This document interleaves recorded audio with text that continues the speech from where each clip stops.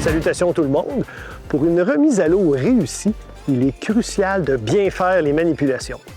Ce sont des gestes simples et rappelez-vous, ils s'appliquent pour toutes les espèces.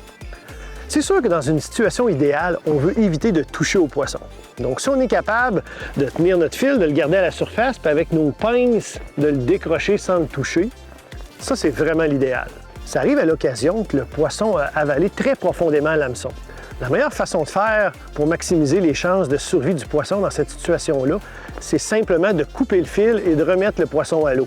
Dans les situations où on doit sortir le poisson de l'eau, que ce soit pour décrocher l'hameçon ou encore pour prendre une photo, il y a certaines choses qu'il faut faire attention. À ce moment-là, super important de se mouiller les mains. On ne veut pas enlever la couche protectrice qu'il y a sur la peau des poissons qui le protège contre les maladies, les infections, etc.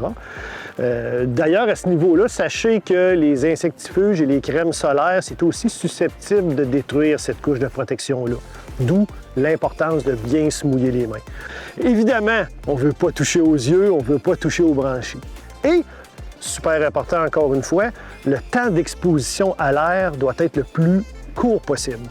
Dans le cas des salmonidés, on parle même de, idéalement, moins de 15 secondes. On essaie aussi de garder toujours notre poisson à l'horizontale quand on va le manipuler pour décrocher l'hameçon. Entre autres, on veut éviter de tenir le poisson verticalement par les opercules.